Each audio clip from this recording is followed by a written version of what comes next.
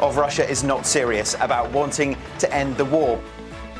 Russia's President Vladimir Putin will not travel to Istanbul, Turkey today for direct talks with Ukraine's President Volodymyr Zelensky. The minister will launch the revised white paper on families and the Families Matter program, highlighting the importance of care and protection of children.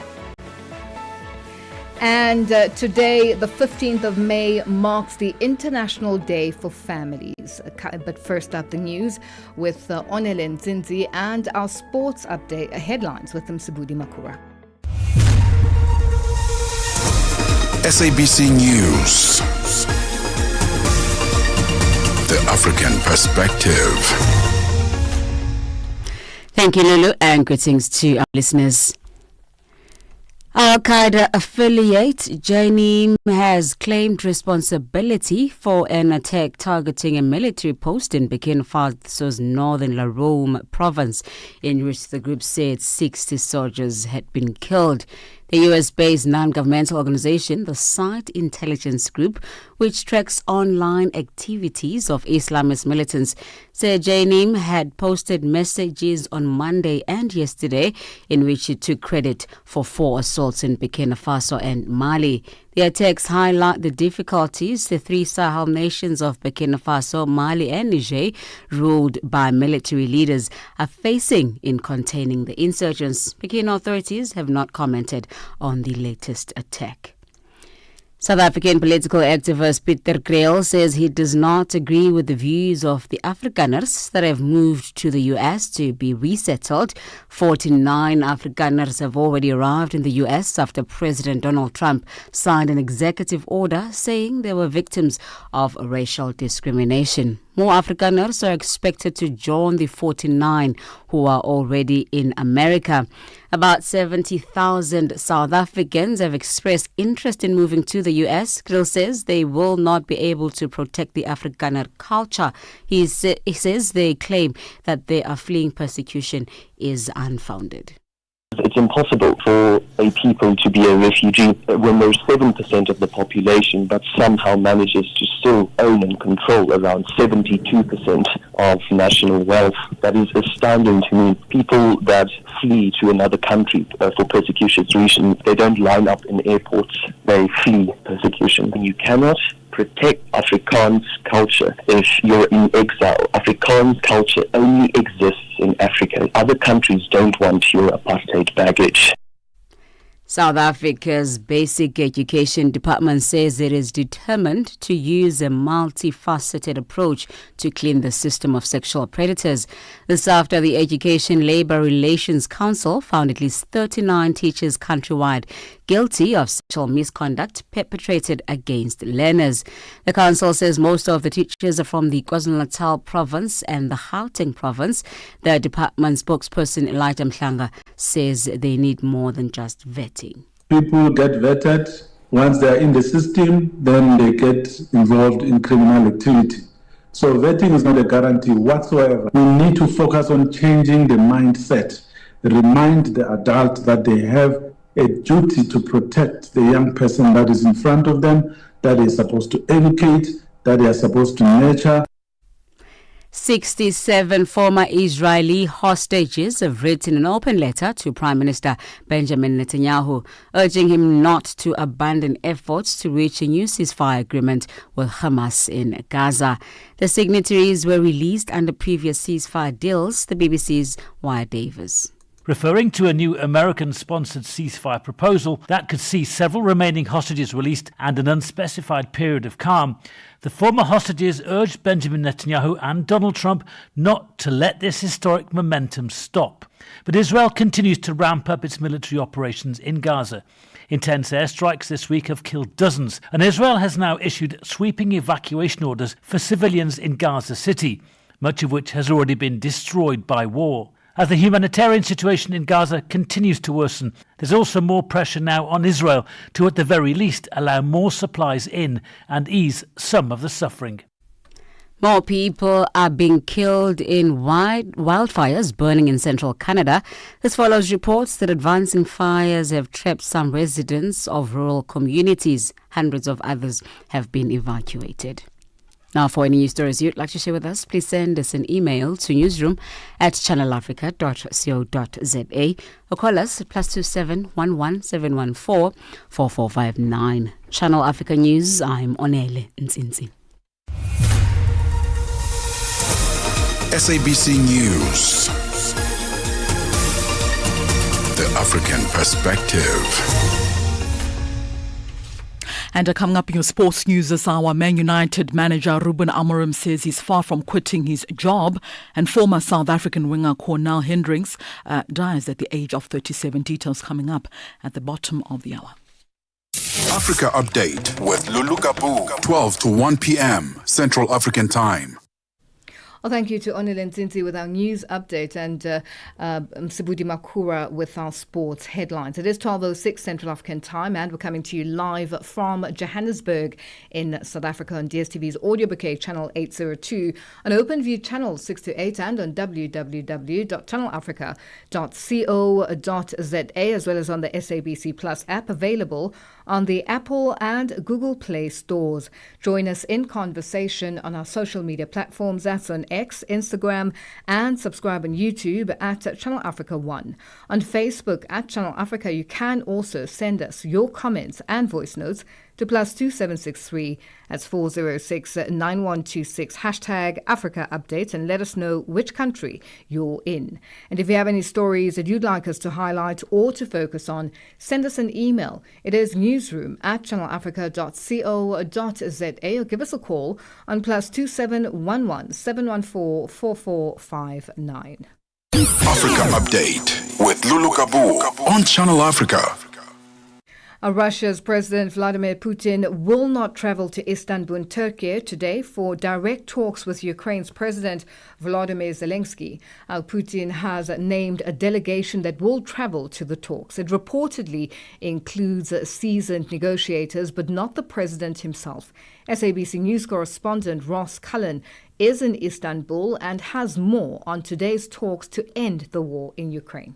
Earlier in the week, Volodymyr Zelensky had said that he and President Erdogan would be willing to travel to Istanbul to take part in those direct talks with Vladimir Putin if the Russian leader confirmed his presence. But we didn't get any word on that earlier in the week on Monday. He was also quiet in the Kremlin in terms of who was going to come to Istanbul on Tuesday. It was only very late on Wednesday, late last night, that the Kremlin confirmed the makeup of the delegation who will be here in Istanbul for those first face-to-face peace talks with Ukraine since 2022. Not on the list, President Putin. Instead, that team will be headed up not even by the foreign minister, but by the top presidential aide, Vladimir Medinsky.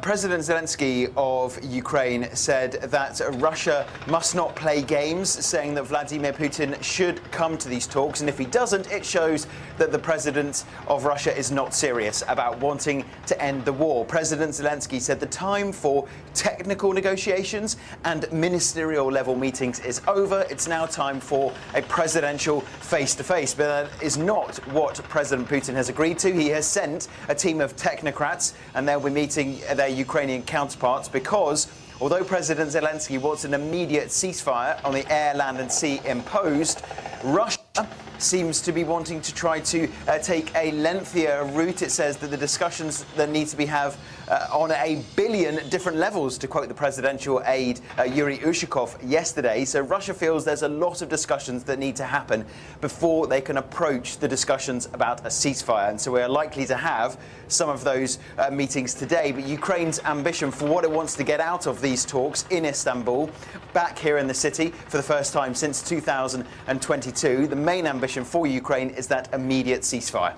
Turkey is trying to continue to play this brokering role between the two sides. So it hosted talks in Istanbul that only came a couple of days after the start of Russia's full-scale invasion in late February 2022. So representatives from Kiev and representatives from Moscow met here in Turkey's largest city for ultimately unsuccessful talks to try to bring the war to an end just after it had begun. Turkey is a member of NATO, but it is not in the EU. It hasn't signed up to the huge European packages of sanctions that have been imposed on Moscow. Its airlines are still flying daily between Russia and Turkey, and all of Russia's oil that comes in and out of the Russian ports in the Black Sea, and all of Ukraine's wheat exports that come in and out of the Black Sea travel down the Bosporus Strait. So Turkey's got this interesting geopolitical role, and it's trying to show that it can be a neutral location for talks to happen. And certainly it seems that Russia and Ukraine have agreed that talks can take place in Turkey. The United States is always very involved, and President Trump left the door open to the possibility of coming here to attend the talks in Istanbul. But that only seemed to be a likely possibility if Vladimir Putin confirmed his presence. You would have all three presidents then, Zelensky, Putin and Trump, all of them here in Istanbul. But Donald Trump, who's currently in the Gulf region on a tour of nations there, did say that he thought that President Putin wouldn't come to Istanbul if President Putin thought that Donald Trump wasn't going to go. Donald Trump said, I could play that mediating role, but in the end he's not coming, but United States representatives are. So Marco Rubio is already here in Turkey, the US Secretary of State. He's been attending an informal meeting of NATO foreign ministers in the southern Turkish city on the Mediterranean coast of Antalya, and we understand also that Steve Witkoff, the Special Middle East envoy for President Trump, and Keith Kellogg, the Special Russia-Ukraine envoy for President Trump, both of them will also be joining Mr. Rubio here for talks in Istanbul with both sides on Friday. That was SABC News correspondent Ross Cullen coming to us from Turkey in Istanbul. It is 12 after 12 Central African time, and we're coming to you live from Johannesburg in South Africa. What does Africa's future look like? And are we bold enough to shape it? Okay. Join Channel Africa and the Thabo Mbeki Foundation for the 15th Africa Day Lecture. Live from the iconic Julius Nyerere International Convention Center in Dar es Salaam on Saturday, 24th of May from 3 to 6 p.m. Central African Time. This year's theme, the state of the continent and reigniting the African Renaissance. Expect bold ideas, visionary leaders, and the spark to reignite Africa's future. Be part of the conversation only on Channel Africa. The African Perspective. Find us on SABC Plus and on www.channelafrica.co.za. Africa Update with Lulu Kabu, 12 to 1 p.m. Central African Time. It is 13 after 12 Central African Time, and we're coming to you live from Johannesburg in South Africa. The wife and son of Gabon's former president have been transferred from prison to house arrest following pressure from the African Union. The two have been in custody since Ali Bongo was removed from power in a military coup over a year and a half ago. The two have been accused of crimes including embezzlement and money laundering. It is unclear as to when they might stand trial for the alleged crimes. And to discuss this further, we are joined on the line by political analyst Dr. Shingai Mutizwa Mangiza. Dr. Mutizwa Mangiza, good afternoon, and thank you for joining us on Africa Update. Good afternoon, and thank you for having me. Now, how important is it for the former president's family to have been removed from prison? Well, I think it comes as a significant development. As you know, for over the past year and a half, they had been detained, or should we say imprisoned, within the what we understand are the jail cells, or the cells that are located in the basement of the presidential palace.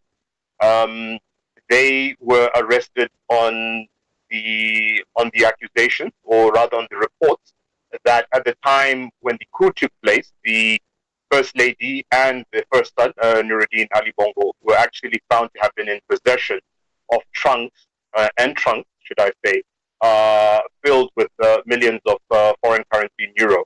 So that is the basis of this. So I think this comes as a significant development. We understand that for quite some time, the deposed president, Ali Bongo, had been calling for them to join him under house arrest. He himself was put under house arrest on account of his medical condition, having suffered a stroke, which had incapacitated him. And so he had been calling for quite some time for them to join him. It was something that he had been lamenting for quite some time.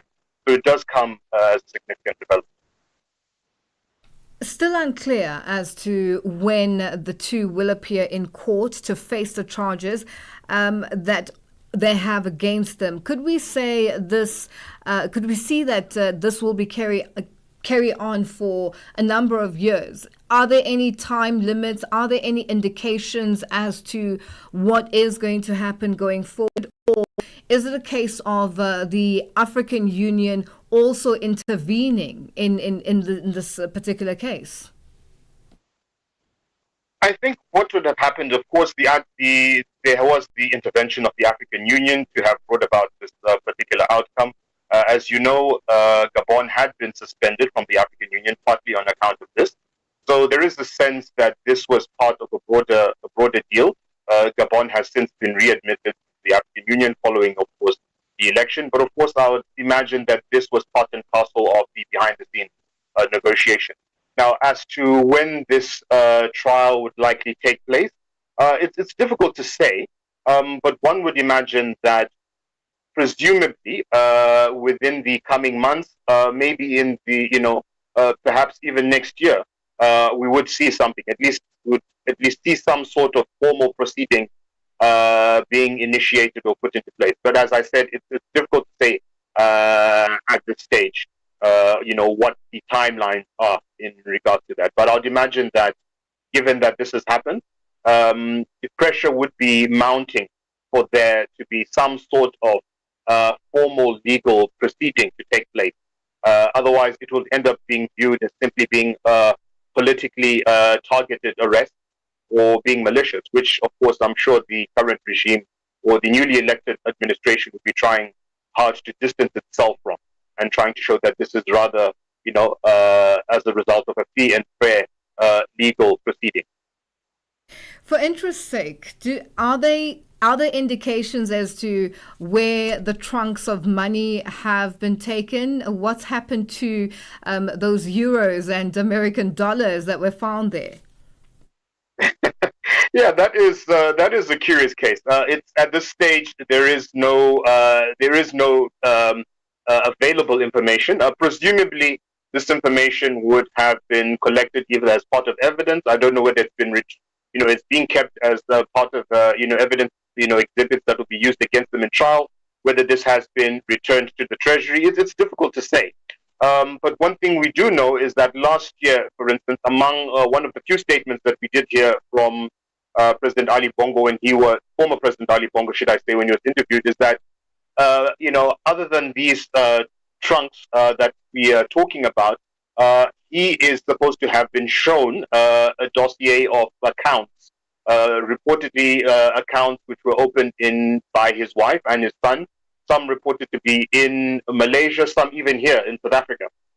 He himself immediately denied it, saying that his wife would have not been privy to this, and he has also insisted that successive finance ministers would have information regarding the whereabouts of these accounts or the authenticity of these accounts. Suffice to say, we haven't heard anything further to that. But I suppose that these are things that information that we'd hope would come out, from a trial, when it does take place.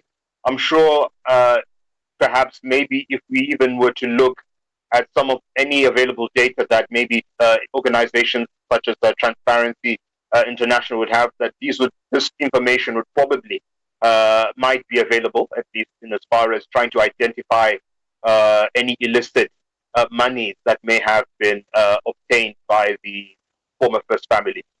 Well, Dr. Mutizwa Mangiza, thank you for joining us on Africa Update. We'll leave it there for today. Pleasure.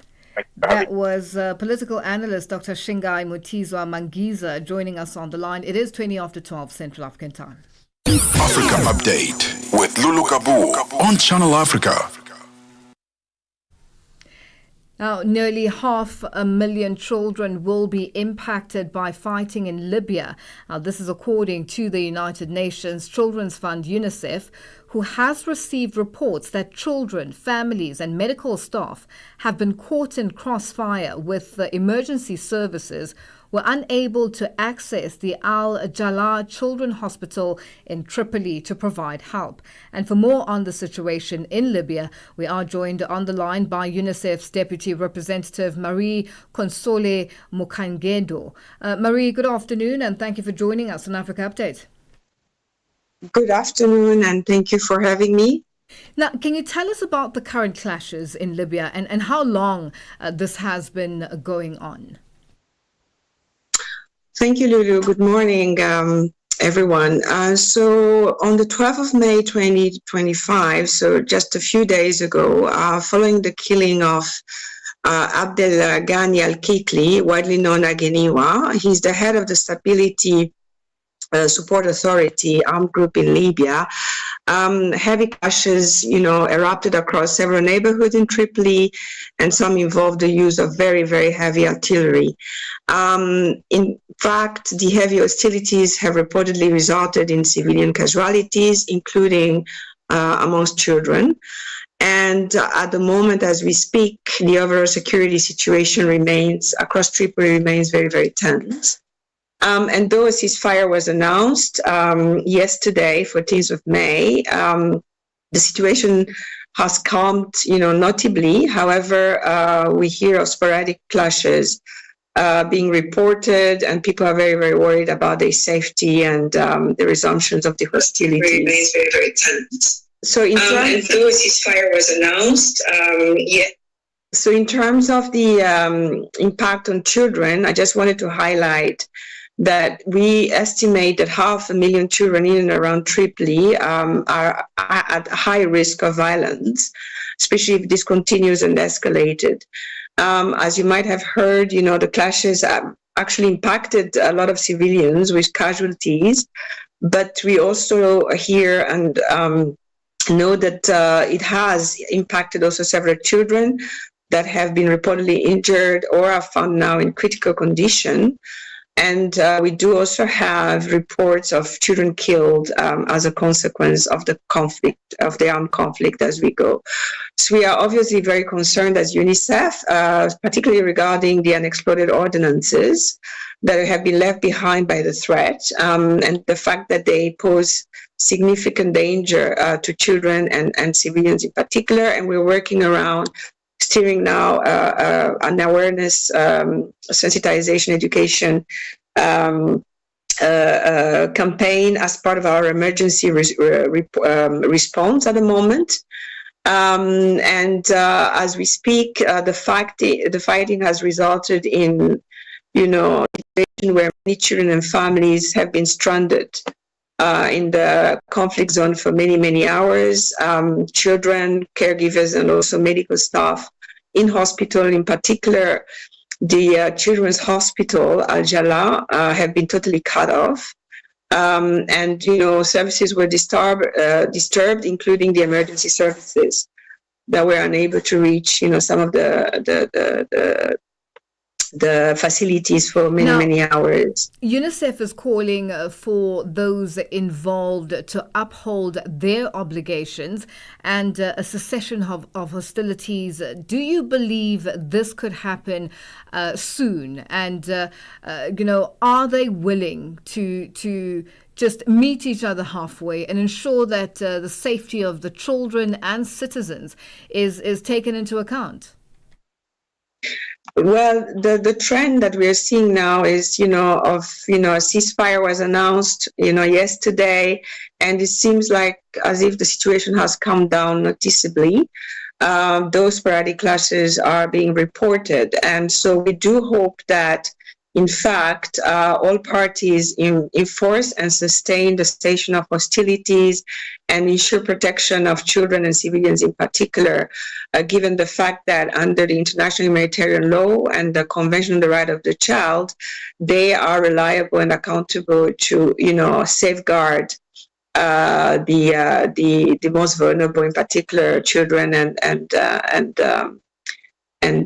their families. So we do hope so. There is a way forward moving on, and we will be, catching up again to see how things are evolving in the course of the next hours, and hopefully we are able to also continue to support, affected children and the families, and, calling on all parties to prioritize their safety and well-being. With regards to the international community, there's a lot going on globally. And do you feel that enough attention is being given to the crisis in Libya? I have not particularly, information on that particular element, but what I know is our responsibility to call on the parties to agree on settling the situation, so that we can provide the necessary, support to the most affected children and their families, because their safety is very important. And maybe just to say that we were at the junction of end-of-year exams for the student in Tripoli, which have been suspended. So this war is actually affecting, different layers, and adds a lot to their stress and psychological safety, in terms of learning, but also their own personal security. So there's a lot of distress among children due to this intensity of the conflict. And so we do hope that this resolves, and, the whole international community, of course, comes in to call for peace and the end of conflict. Marie, thank you so much for your time on Africa Update. Thank you so much, Africa Update, for interviewing me. It's a pleasure. That's UNICEF's Deputy Representative Marie Console Mukangendo joining us on the line. It is 27 after 12 Central African Time. Africa Update with Lulu Kabu, 12 to 1 p.m. Central African Time. Today, the 15th of May, marks the International Day for Families, and South Africa's Minister of Social Development, Sisisi Tolashe, will commemorate the day as part of the Child Protection Month campaign. Now, currently underway in Cape Town, that's in the Western Cape province of the country. The commemoration aims to bring a focus on the importance of families as the first line of defense in the protection of children. Nhlanhla Mahlangu has more. Held on the 15th of May every year, International Day of Families was established by the United Nations in 1993 as a way to raise awareness of issues faced by families throughout the world. The day is also as a way to recognize that family structures have undergone many changes due to social, economical, and demographic factors. The annual event also provides a way to highlight the important role that families hold in communities and raises issues that may affect families. Acting Deputy Director General for Corporate Support Services at the Social Development Department, Lumka Oliphant, says child protection is a shared responsibility and that parents and caregivers as well as the entire community play an important role and can contribute to creating a safe environment for children. During the commemoration, the minister will launch the revised white paper on families and the Families Matter program, highlighting the importance of care and protection of children. Under the theme Family-Oriented Policies for Sustainable Development towards the Second World Summit of Social Development 2025, this year's commemoration seeks to highlight the importance of supporting and strengthening families. The UN Convention on the Rights of the Child clearly states the role of families towards child protection, and it further mandates government to step in if families are unable to do so. She says the day also highlights the importance of families as basic units of society. Current family-centered interventions such as positive parenting, Families Matter, and the social assistance programs seek to ensure that families have the necessary resources and support that protect children and strengthen families. The Child Protection Month is happening while the UN Special Representative of the Secretary General on Violence Against Children, Dr. Najat Majid, is in the country to monitor progress on South Africa's programs to end violence against children. The United Nations General Assembly proclaimed that the 15th of May reflects the importance that the international community attaches to families as basic units of society, as well as its concern regarding their situation around the world. Reporting for Channel Africa, I am Nhlanhla Mahlangu in Johannesburg. It is 12:30 and our news headlines up next with Onelin Zinzi. SABC News. Headlines. The African Perspective. Thank you, Lulu.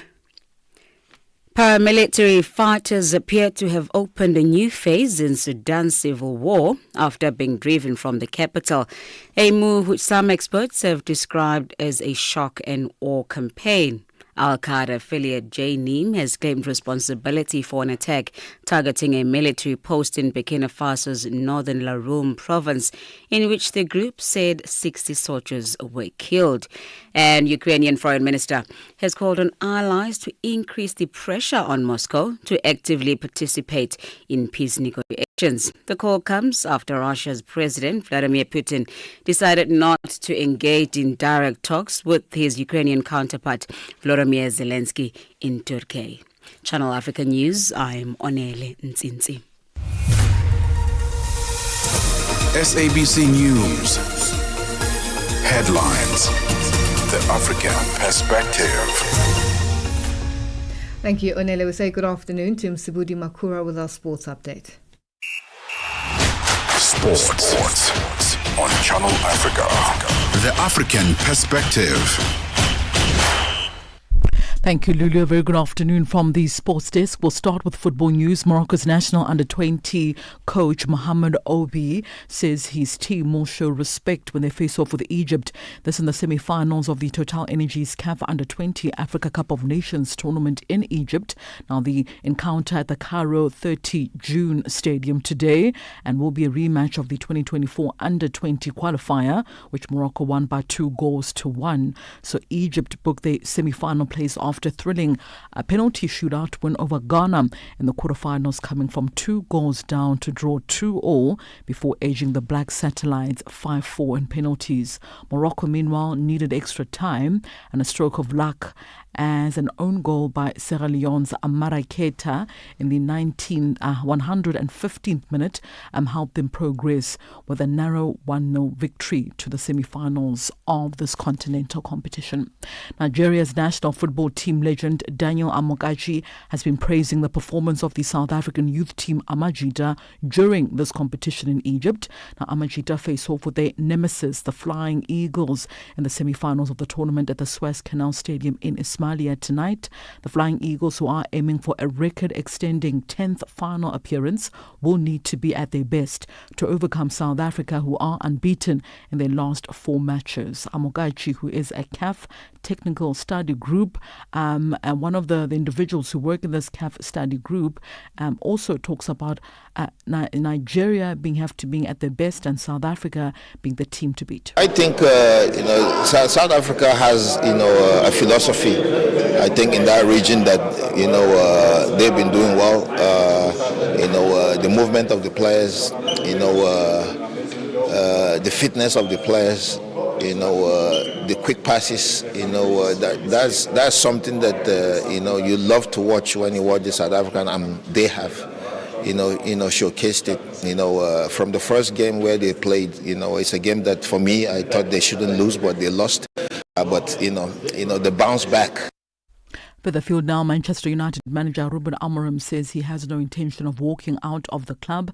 In an immediate aftermath of Sunday's Premier League defeat by West Ham, Amorim said if he could not sort the club's problems out heading into next season, United should be able to find someone else who could. Now, that has been interpreted as the former Sporting Lisbon boss beginning to realise he has taken on the job that might be beyond him. However, in a UEFA briefing at Old Trafford arranged to preview the Europa League final against Tottenham Hotspur on the 21st of May, he said that was not the case. While Amorim has guided United to a European final for only a 3rd time since 2011, he has said that the team has been quite terrible in the Premier League this season. They go into the penultimate round of fixtures in 16th place and are heading to for their worst ever finish since the 1974-1975 relegation campaign. United have won 4 league games in 2025, 3 of which were against the teams who got relegated. Their only other league victories since winning at Fulham on the 26th of January were a win against Ipswich Town as well as Leicester City. Back home now, former Springbok as well as Bulls back Cornell Hendricks has passed away at the age of 37. It has been reported that the former fly halfer suffered a suspected heart attack on Wednesday night. Now, Hendricks began his career at Bowland Cavaliers and represented the Cheetahs as well as the Bulls, with his final match coming up against Northampton Saints in the Champions Cup quarterfinals just last year. Hendricks started his career at Bowland, spending about 4 years at the club before spending 2 years with the South African Sevens outfit at the Blitzboks that was between 2012 and 2014. Now, it was in 2014 that he signed for the Cheetahs, with his form leading to a Springbok call-up, making his debut against Wales in the mid-test matches of that year. Hendricks also earned 12 caps for his national team between 2014 as well as 2015. He also signed for the Stormers on a 2-year contract back in 2016, but soon afterwards he was diagnosed with a serious heart condition and was told that he should stop playing rugby, and essentially that ended his career. And finally, Team South Africa's medal-winning relay athletes have touched down at the OR Tambo International Airport and did so yesterday in the east of Johannesburg. The team topped the medals table at the World Athletics Relays Championships in China just last week. They won 2 gold and 1 bronze across 4 events and was also voted the best team at the World Relays. Athletics South Africa President James Moloi says they will continue supporting the relay teams.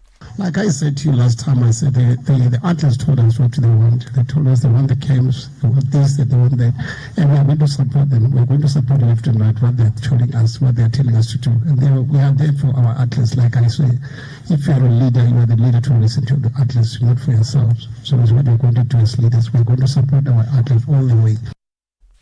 And that's a wrap from the Sports Desk at this hour. For any sports stories you would like to share with us, please send us an email to newsroom@channelafrica.co.za or give us a call on +27 11714 4459. For Channel Africa Sport, I am Musibudi Makura. Sports on Channel Africa. The African perspective.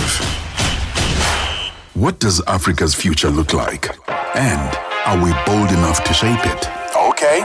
Join Channel Africa and the Thabo Mbeki Foundation for the 15th Africa Day Lecture. Live from the iconic Julius Nyerere International Convention Center in Dar es Salaam on Saturday, 24th of May from 3 to 6 p.m. Central African Time. This year's theme, the state of the continent and reigniting the African Renaissance. Expect bold ideas, visionary leaders, and the spark to reignite Africa's future. Be part of the conversation only on Channel Africa. The African Perspective. Find us on SABC Plus and on www.channelafrica.co.za. Africa Update with Lulu Kabu, 12 to 1 p.m. Central African Time. Well, thank you to Msibudi Makura with our sports update. And we say good afternoon to Chandu Golikeke with our business news. Business news on Channel Africa. The African Perspective. Thank you, Lulu. Good afternoon. The Director for Economic Development at South Africa's Department of International Relations and Cooperation, Masocha Mnguni, has emphasized that the country's presidency in the G20 will be driven by the voices of its people. Mnguni, who also serves as the G20 Summit Overall Project Coordinator, spoke to Channel Africa on the sidelines of the launch of the G20 Presidency Community Engagements and Town Hall Outreach Program held at the University of South Africa. We are happy to be on this platform so we may share with you and the listeners in terms of what informs our participation as the president of the G20 in this important meeting. Head of the Durban Tourism in South Africa's KwaZulu-Natal province, Winnie Lemdungwa, says this year's Africa Travel Indaba has successfully positioned the city on a path for future tourism growth. The Indaba, which is taking place at the Inkosi Albert Luthuli International Convention Center, will end today. Mdungwa says the Indaba also provides a unique platform for tourism attractions and connections with international buyers. She says the aim is to secure international partnerships partnerships while boosting the local economy. Over and above the business of the day, throughout the engagements they have in the trade show, we then take them to other attractions that we have in Durban to make sure that they have the first-hand experience of those areas rather than just them seeing it on the brochures or taking them virtually. We take them to those experiences, and we've had successful hostings through pre and post tours, and tonight we're having more.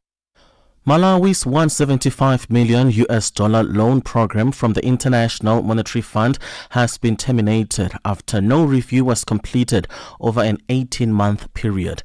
The country only received an initial disbursement of $35 million under the 4-year extended credit facility approved in November 2023. The IMF said the program was not able to restore macroeconomic stability. Chinese cobalt metals have ample supplies of the battery-making material despite the export ban imposed by the world's top producer, the Democratic Republic of Congo, in late February.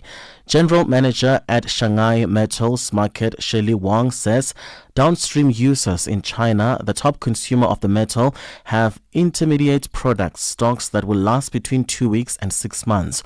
Wang says large-scale users in China are with 6 months of stock, though small-scale companies with half a month stocks will have to buy from the spot market at higher prices. The US dollar lost its footing against major peers ahead of retail sales later in the day that could offer clues on US consumer strength in the face of tariff risks, while excitement over a Sino-US trade deal faded. The greenback has given up most of its gains from the US, and China announced a 90-day pause on most of the tariffs imposed on each other's goods since early April, easing fears of a global recession. Safe haven currencies gained, with the Japanese yen strengthening 0.6% to 145.88 per dollar after having touched a 1-month low of 148.65 earlier this week. Let's have a look at financial indicators this afternoon. $1 in Nigeria is trading at 1,000 naira 600. In Botswana, 13 pula 46. Kenya, the dollar is at 128 shilling 305. Zambia, 26 kwacha 48. BRICS countries, $1 in Brazil is at 5 real 64. Russia, 80 rubles 80. India, 85 rupee 8. China, 71.20. South Africa, 18 rand 30. $1 is at 75 pence to the British pound and 89 to the euro. Commodities: gold is at $3,153, platinum at $980 per ounce. The price of Brent crude oil at $64.49 a barrel. That is all for now. For any business stories you'd like to share with us, please send us an email to newsroom@channelafrica.co.za, or you can call us on +27 11 714 4459. For Channel Africa Business, I am Chanduko Ligege. Business news on Channel Africa. The African perspective. Africa Update with Lulu Kabu on Channel Africa. It is 12:44 Central African time, and we're coming to you live from Johannesburg in South Africa, and say thank you to Chanduko Ligege with our business news. Join us in conversation on our social media platforms. That's on X, Instagram, and subscribe on YouTube at Channel Africa 1.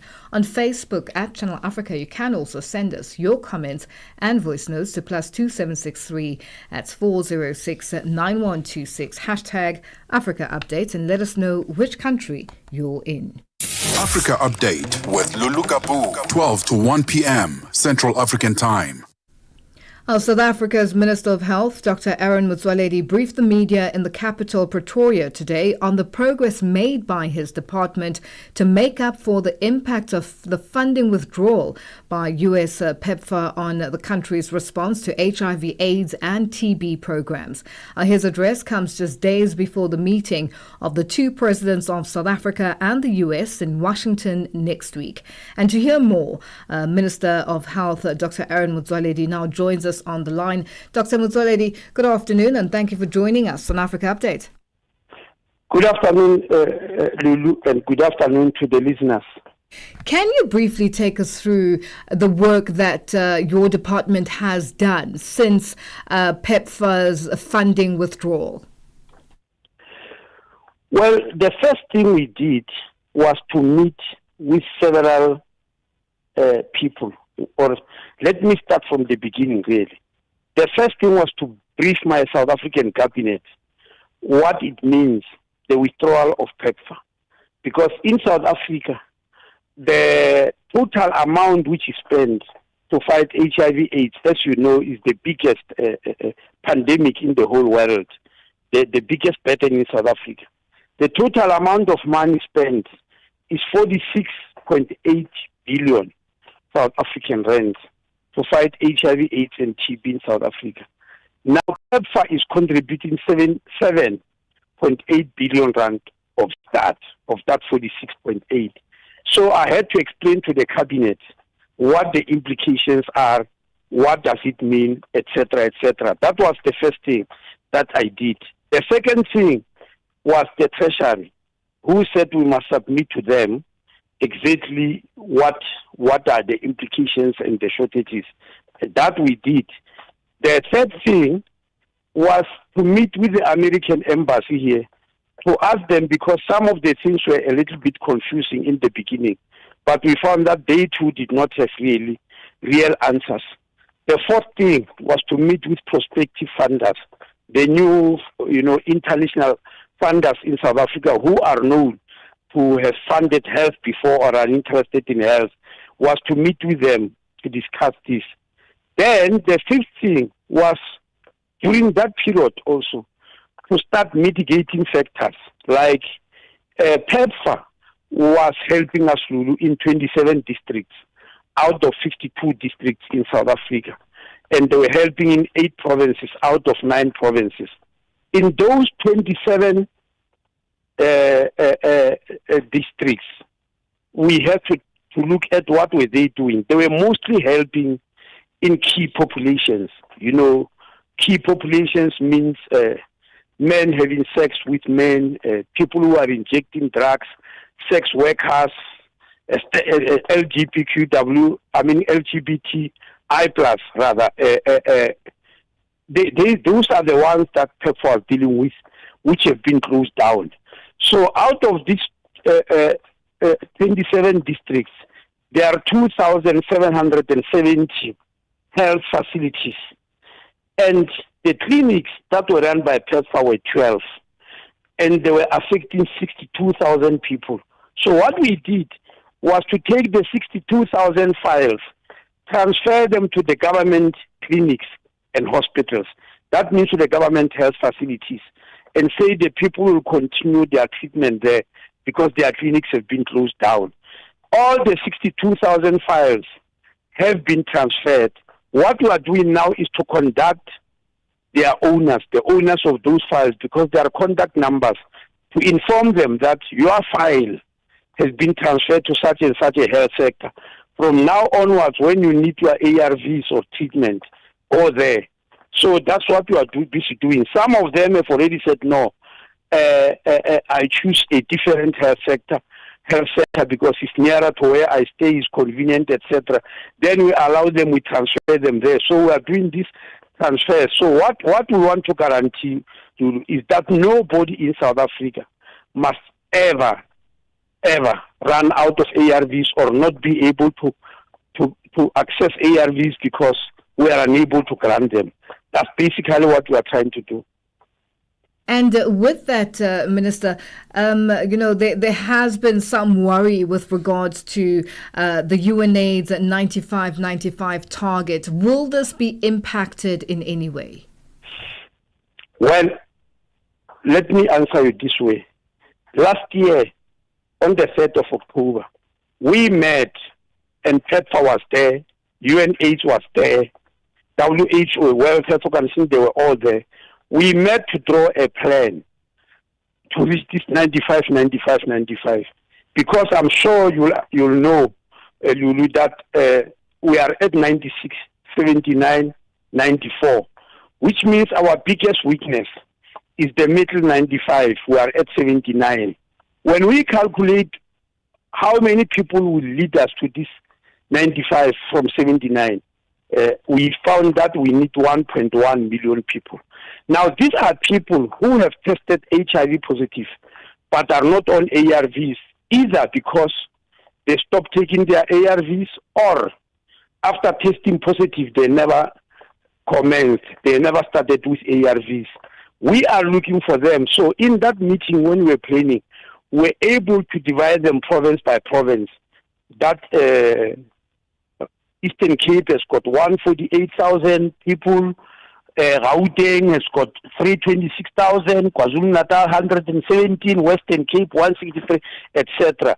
And so each province take their number and divide it into districts, and each district divided into facilities. So right up to facility level, we know who we are looking for because we have got their names and their contact numbers.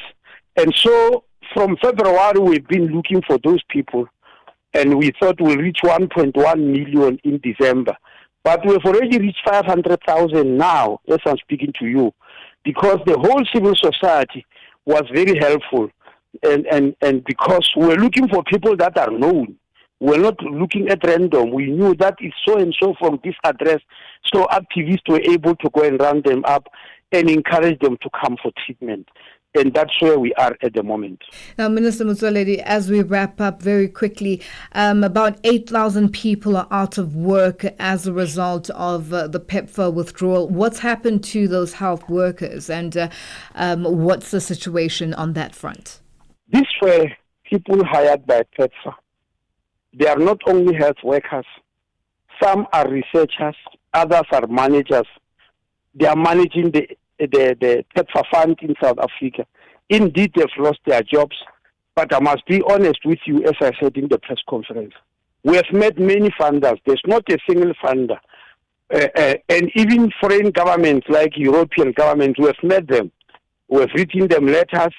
There's none of them who came back and say, I will absorb these people, or I'll be able to pay for these people. They just said, we will try to help, and we'll see the way in which we could help. Our own treasury told us to develop 10 plans, one for each province and one for the national. And they said they'll look into those plans. We've been developing them. They'll bring them back and say, please add this, please clarify this, please do that. So we are also still waiting. So at the moment, ever since Trump took away his money, the only party that came to the table is the Global Fund, who said they'll buy South Africa R1 billion worth of ARVs. That's the only thing on the table at the moment. The other funders, none of them said, no, we're not going to help, but they made it clear that to fully replace Trump is a mountain they won't be able to climb, but they want to see in what way they can help. All right, Dr. Motsoaledi, it's been a pleasure. Thank you for joining us on Africa Update. Thank you very much. That's South Africa's Minister of Health, Dr. Aaron Motsoaledi, joining us on the line. Africa Update with Lulu Kabu, 12 to 1 p.m. Central African Time.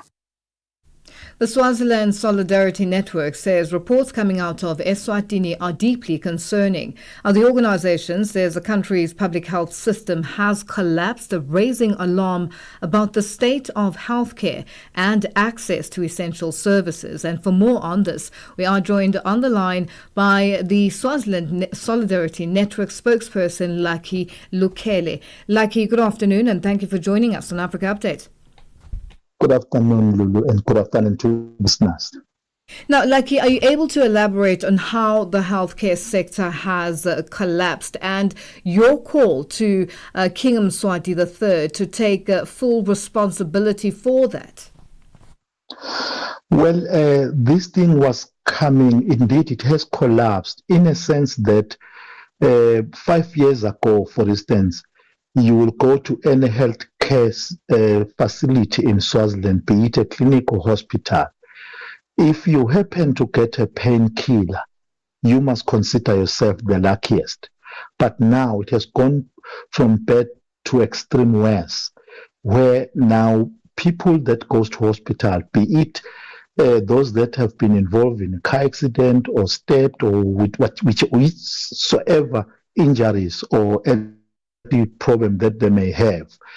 They are now told by the nurses or the staff or they are written or given script to go and buy themselves those things that they cannot get from the hospital. Things as simple as bandages and all of those things. They can't even be stitched if they have a cut. So that's the crisis that is there. But what is painful is that the budget of 2025 to 2026 of the Healthy Care Department, it's 2.9 billion Emalengen, which is equivalent to South African rands, equals to that.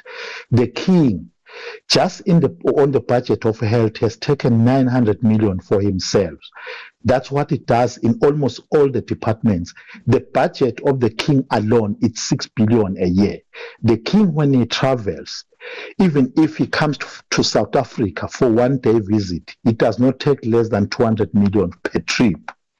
So this, we say the King must take full responsibility for the genocide, which is, I can simply say it is a systematic genocide, not the usual one where bombs are dropped on people like we see in Palestine and in Sudan and in other countries.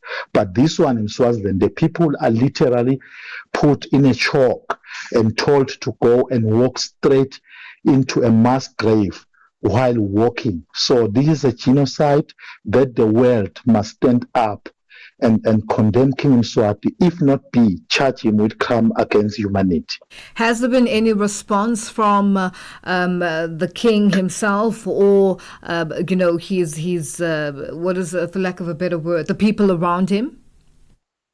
Well, the King, honestly, he does not care. Like I've indicated, if a person, for instance, will spend per day, his petty cash is 10 million rands per day, petty cash. Something, if he needs something, he knows that he has paid 10 million around him. The system, it's not just the healthy care, even the education, the biggest university, which is UNISWA, equally it has collapsed. It has even turned worse than a college, which you will see on the street. It's no longer a university because it has even lost the best lecturers, to a point that even if you want to take your child there, it is more like you are reversing or you are destroying. It's more like a high school. A high school is even better than that.